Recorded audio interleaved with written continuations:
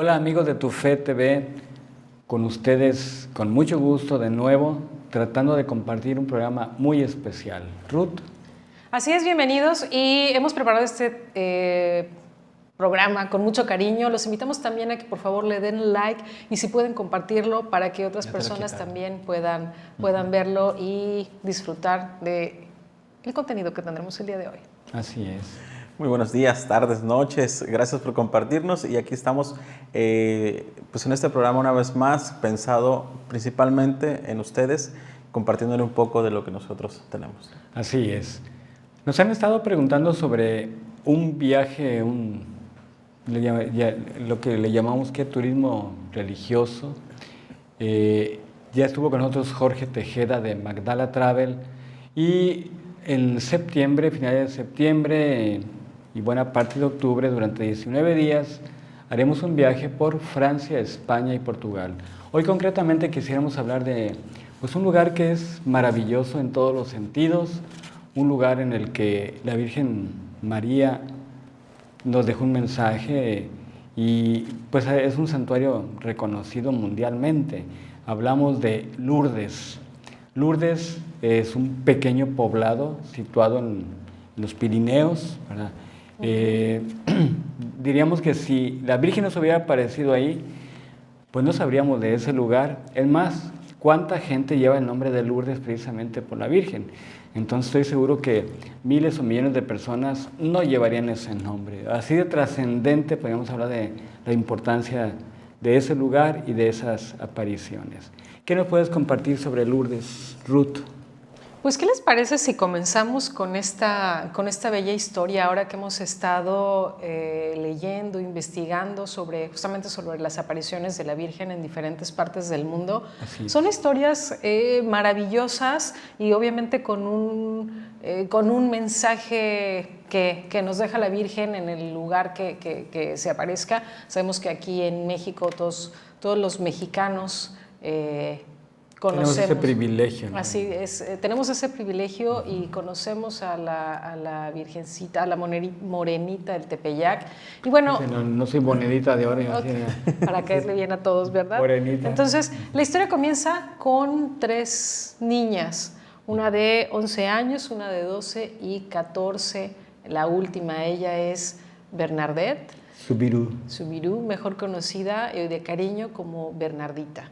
Y pues sus padres les piden a estas 3 niñas que vayan a juntar leña y ahí es donde inicia la historia, se van a juntar leña, llegan a... porque además lo platicamos al principio del programa, sus familias eran muy, muy pobres. Extremadamente exactamente, pobres. Una de las características que podemos ver en las diferentes apariciones a lo largo del mundo, cuando la Virgen elige, cuando tiene su elegido a quien le va a dar su mensaje. Generalmente es gente pobre, gente humilde. Humilde en todos los sentidos. Así es, ¿no? Y con un gran corazón. Alex. Sí. No fue nada más una, cabe recordar eso, también como lo podemos comparar con la que tenemos aquí nosotros, la aparición que tenemos en México, ¿no? De la cual ya lo decía el Papa Benedicto o Francisco, creo, que somos privilegiados de tener a la Morenita nosotros, a la Virgen visitando México, ¿no? Que haya visitado México. Pero lo vimos con Juan Diego o con lo que la historia nos dice en cuanto a Juan Diego, las 3 apariciones, una persona muy humilde que termina después de esta experiencia que tiene con la Virgen de Guadalupe, termina habiendo un santuario un templo en el lugar de la aparición y quien tuvo las apariciones, su vida dedicada totalmente a la iglesia. Juan Diego a servir en la iglesia, a enseñar el catecismo y todo eso, primero a formarse. Y en el caso de las tres niñas de Lourdes, pues también. Bernadette. Sí, de hecho, de las 3, la única que la vio fue Bernadette, ¿verdad? Las otras se la acompañaban y eran testigos y ahora sí que la veían pues ponerse en éxtasis y todo y decían, bueno, ¿y qué onda con esta, no? O sea, De hecho, con nuestra amiga. la primera vez cuando sucede la primera aparición, porque se queda sola Bernadette viendo, bueno, tratando de entender quién era, ¿no? No viendo, tratando de entender quién era, porque no sabía quién era y la Virgen en ese momento no se presentó ni nada. Entonces, cuando regresan los otros pastorcitos, las otras amiguitas, le reclaman a Bernadette el por qué se quedó ahí y no les ayudó a juntar la leña. Pues, o sea, terminan enojadas las otras dos amiguitas con Bernadette. Sí, es una historia muy interesante. De hecho, hay una película que usted puede ver, no sé si a través de YouTube o de otra plataforma muy famosa ahorita que comienza con Net y comienza con Flix, ¿verdad? Está ahí la película de Bernadette.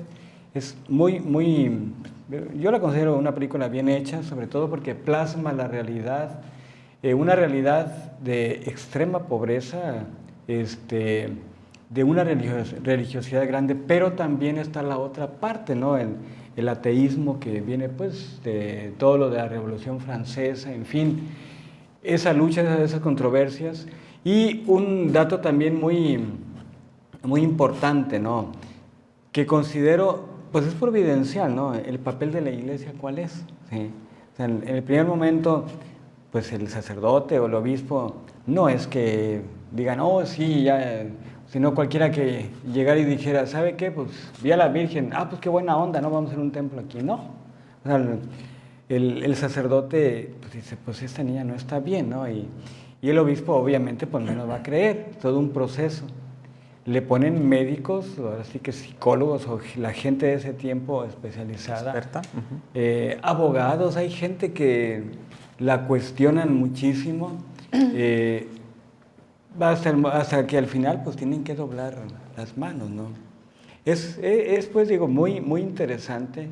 Y yo quisiera también ver cómo es gente que no sacó provecho de todo eso, ¿no? Sí. ¿Cómo vivió y cómo murió ella?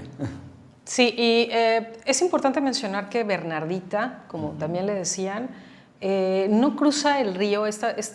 Rápidamente hacemos la descripción de cuando se aparece la Virgen, porque ella tiene asma, entonces llegan cerca del río donde van a juntar la leña, y las otras dos niñas, pues ellas se tienen que adelantar, ella se espera, no puede mojarse justamente porque tiene asma, y ahorita platicamos a lo largo de toda su vida. Bueno, viene de un problema muy serio que es propio de donde hay extrema pobreza, sufrió el cólera, ¿verdad? Así es, que es el motivo por el que muere, pero ella se queda sentada, está esperando a las otras dos niñas con las que va a juntar leña, y de repente llega un viento muy fuerte que a ella la obliga a levantar la cara hacia una gruta que estaba como tipo una cuevita, y es donde ella la describe como una mujer muy hermosa, vestida de blanco, con un cinturón azul, y describe que tenía dos rosas doradas en los pies, ¿no?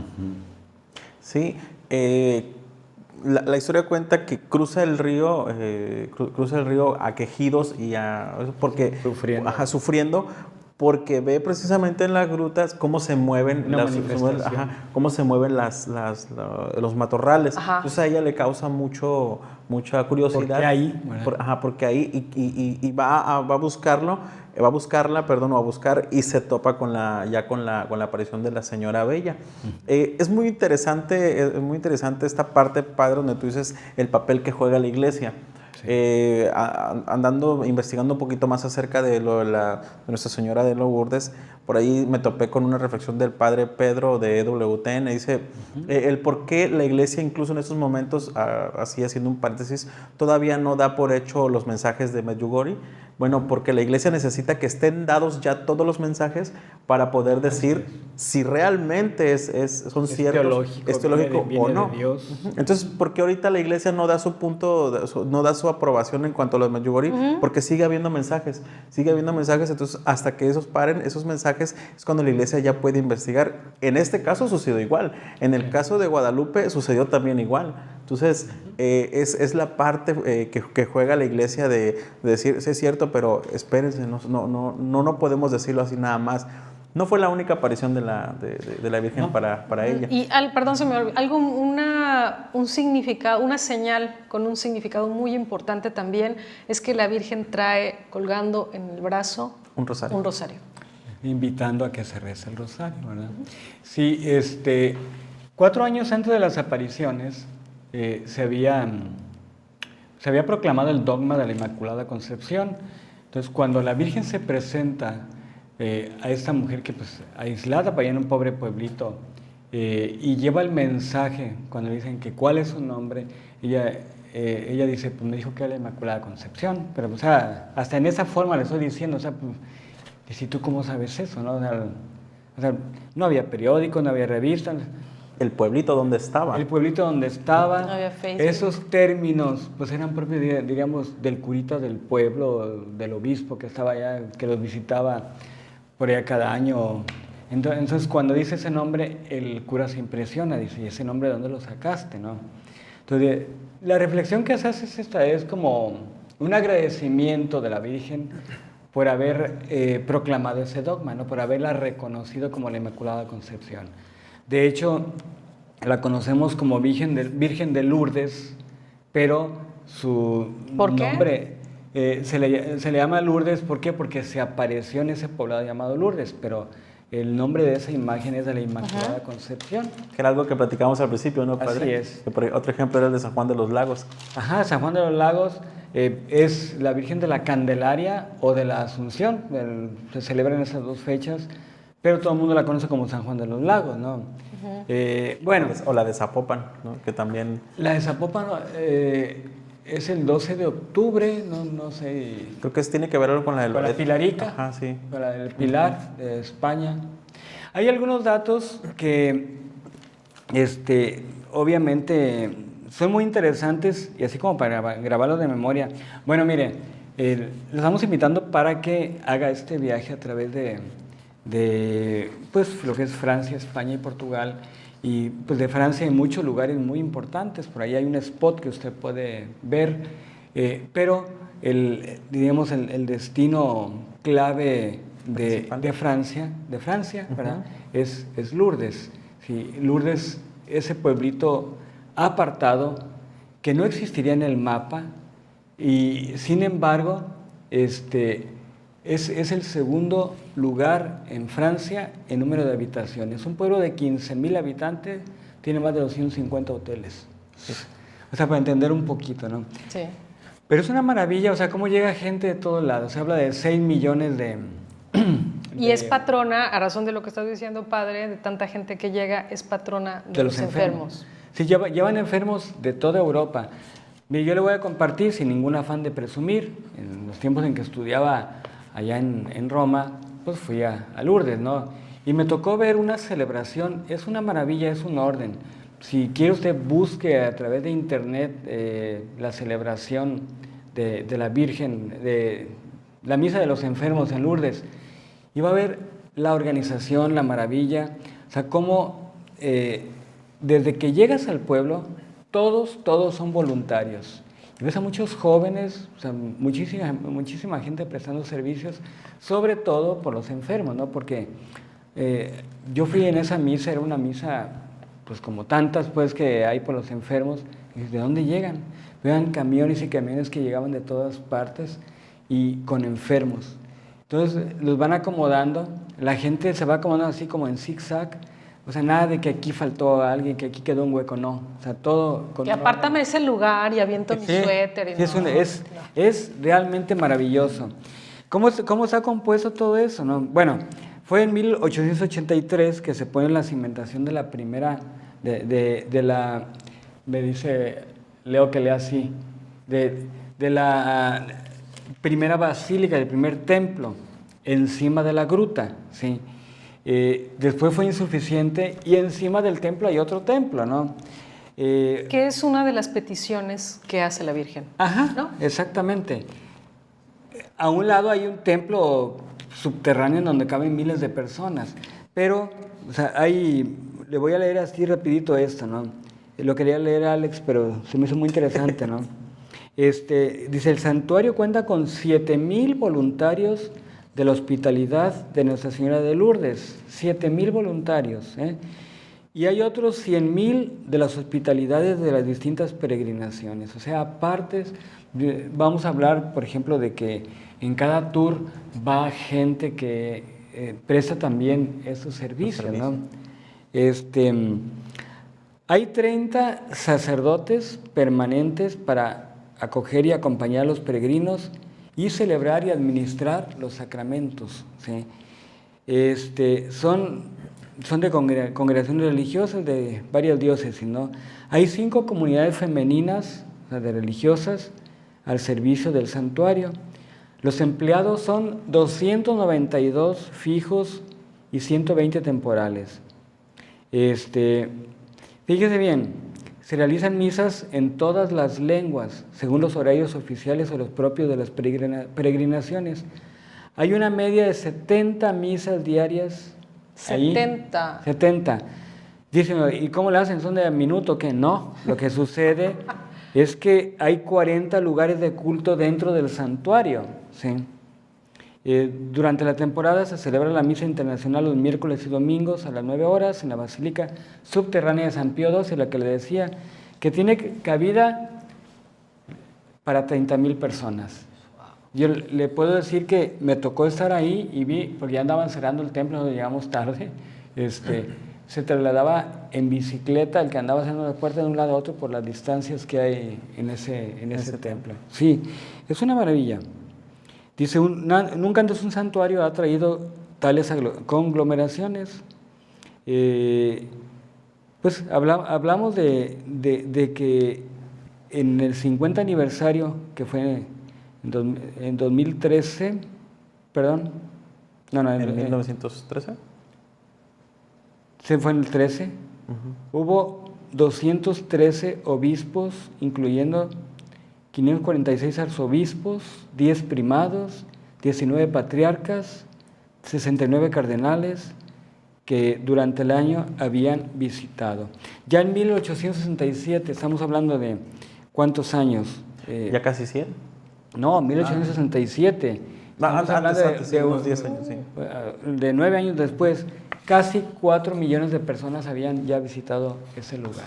Oye, padre, y muy importante lo que comentaba Ruth sobre que es la patrona de los enfermos, ¿no? Así es. Aquí en México, y lo comparamos nuevamente con la guadalupana, el signo que pedía Fray Juan de Zumara era que era una prueba de que era la Virgen. Entonces, ¿cuál fue la prueba aquí en México? Bueno, fueron las rosas, ¿no? Con el ayate pintado, la imagen de la Virgen.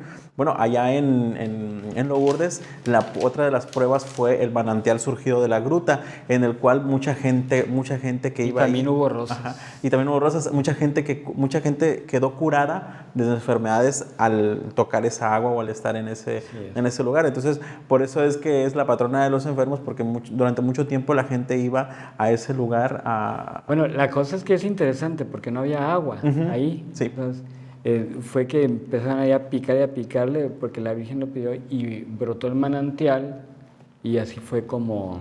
Que cuando lo hizo Bernardita, que había mucha gente viéndola, entonces todo el mundo decía que estaba loca, porque le decía a la Virgen que es que ella le dice, ve a tomar agua de esa fuente, y con la gente que había dice, ¿cuál fuente, no? Y es entonces cuando comienza a brotar el agua, y cabe mencionar las cifras que nos dan, que son 100,000 litros todos los días del agua que emana de ese manantial, ¿no? Miren, yo quisiera concluir con esto, en lo que a mí respecta, sobre los milagros. Eso. Bueno, hace 159 años, o sea, el año que viene van a ser 160 años. Estos datos los tomé de Catholic, creo que sí. .net. Los milagros de Lourdes presentan características muy especiales, lo que ya decía, ¿no? Suceden instantáneamente, no producen dolor.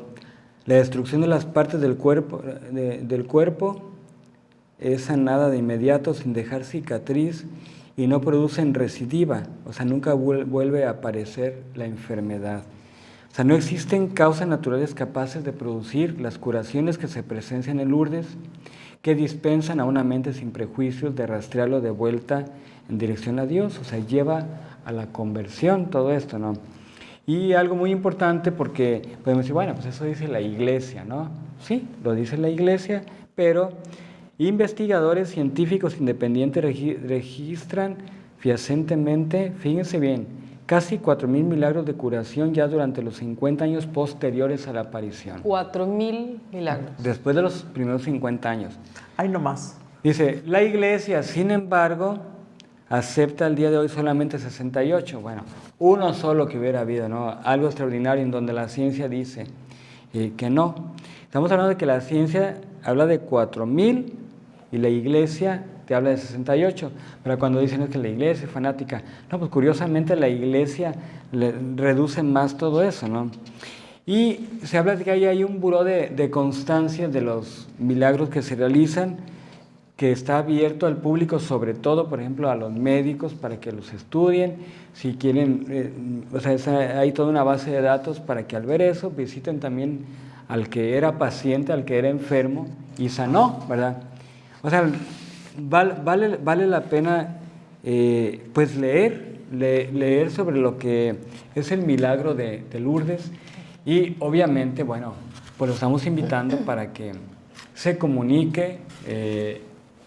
Aparecen los datos de las personas que lo atenderán, concretamente en La Paz, ¿verdad? En La Paz, Baja California Sur. Pero usted puede viajar de cualquier parte, unirse a la peregrinación. Hay pocas oportunidades en la vida y en este viaje estaremos así especialmente, bueno, en Lourdes, en Fátima, en Compostela, la Virgen del Pilar, sin dejar de por medio pues, muchas ciudades maravillosas de estos 3 países. Lourdes, sí, ¿verdad? Por eso te decía Ruth. Así es. Y también, para cerrar mi participación, diría el Padre Juan, hay que recordar el primer mensaje de la Virgen de Lourdes, que es, ella lo dice, rezar por los pecadores, ¿no? Entonces, hoy en día yo creo que el simple hecho, o sea, el hecho de rezar... Nuestro mundo está loco. Exactamente, ¿no? Entonces nos ayuda a estar en otras... Nos hermana. Exactamente, esa es una. Y otro comentario rapidísimo, hace ratito hablabas de una película, hay una lista aproximadamente de 14 películas en donde también hay documentales y donde las productoras son desde la India, Estados Unidos, Suiza, obviamente Francia, y del Milagro de Lourdes, la patrona de los enfermos. La última es una producción de 2011 que se llama Je m'appelle Bernadette, obviamente Francia. Es esa película que les digo que está muy, entonces, muy buena. Busquen esa filmografía. Perdón, ¿cómo se llama? Mi nombre es Bernardita. Ajá. ¿Verdad? Entonces, conozcan esta historia. Hay muchas maneras desde leerla hasta la filmografía y es una historia bellísima y que bueno, va más allá también del simple, tienen que ser situaciones comprobadas científicamente, sí, como lo decías hace un momento, Padre, para que sean considerados milagros, ¿no? Y la fe mueve montañas. Así es. Alex. Por ahí en alguna ocasión, platicando con un sacerdote amigo, coincidíamos en qué nos tiene que dejar una aparición de la Virgen, pues de la Virgen, ¿no? De María Santísima. Sabemos que la Iglesia es madre, pero María es madre nuestra, madre de todos nosotros, y su principal, yo creo que, bueno, ya lo dijo al principio, su principal mensaje no es el vengan para que les concedamos milagros o para yo pedirle un milagro para ustedes, no. En todas las apariciones siempre ha sido rueguen por los pecadores, conviértanse, por la paz, conviértanse. Es una madre preocupada por sus hijos, ojo, preocupada por sus hijos. Entonces, más allá de que traigo un dolor o traigo una enfermedad y voy al santuario tal para sanar, bueno, es el buscar la salvación siempre, no perder ese sentido y volver a la Virgen como un amuleto, Sí. como algo que solamente queremos O obtener la Virgen un provecho, como el objetivo, ¿no? Como el punto de llegada, ¿no? María es el punto de partida hacia su Hijo Jesús. Encontrar el trasfondo de lo que representa la Virgen María para la Iglesia y para todo el pueblo cristiano. Así es. Bueno, pues estamos en contacto, comuníquese con nosotros, los contactos ahí aparecen. ¿Y tenemos música? ¿Tenemos música? Vamos a ir a video. Muy bien.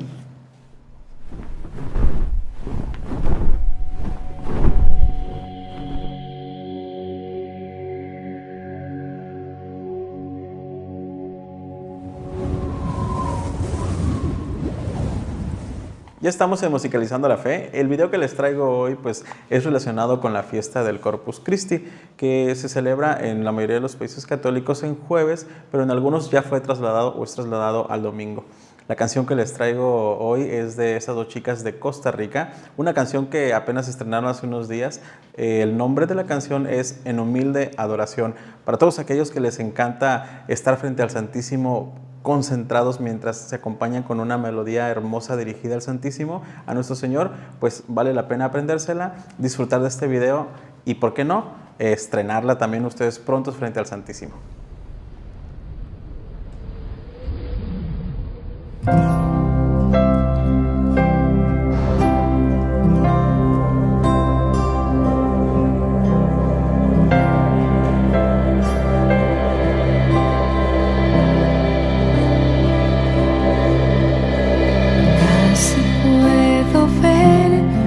Estás aquí, vivo en la hostia, mi Jesús, con los ojos limpios de la fe, luz que transforma todo a mi alrededor. Ángeles te adoran junto a mí, pues tú eres nuestro Dios y Rey. Tierra Santa es este lugar donde te han consagrado en medio del altar.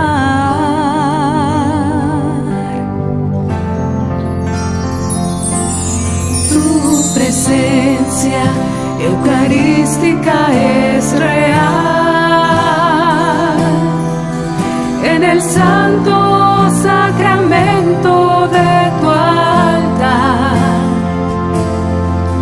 Nos bendices con tu gracia, con tu fuerza y con tu paz, en un acto de tu sin igual bondad.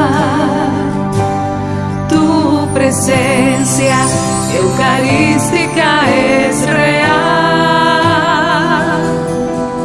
en el santo sacramento de tu altar, y al sentir tu amor inmenso que nos toca el corazón, nos postramos en humilde adoración.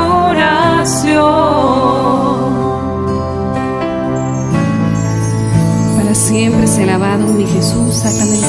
En el cielo y en la tierra vuestro nombre sea alabado. Para siempre sea alabado mi Jesús sacramental. En el cielo y en la tierra vuestro nombre sea alabado. Para siempre sea alabado mi Jesús sacramental. En el cielo y en la tierra vuestro nombre sea alabado. En el cielo, en la tierra, en toda parte y lugar. Alabado sea el santísimo sacramento del altar, y María es concebida sin pecado original.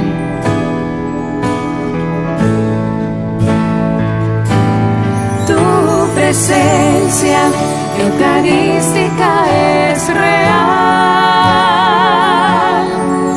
en el santo sacramento de tu altar.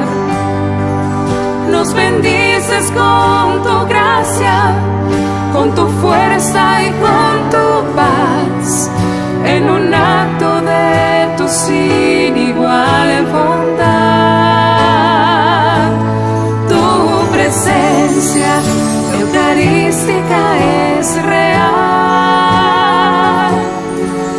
En el santo sacramento de tu altar, y al sentir tu amor inmenso que nos llena el corazón, nos postramos en humilde adoración.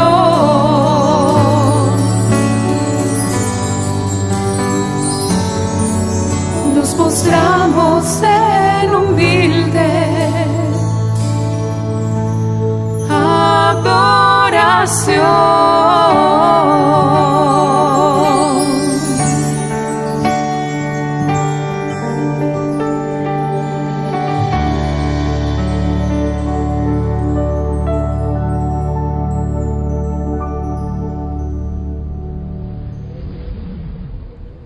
Llegamos así al final de este programa Pensado en Usted. Agradecemos el que nos haya acompañado.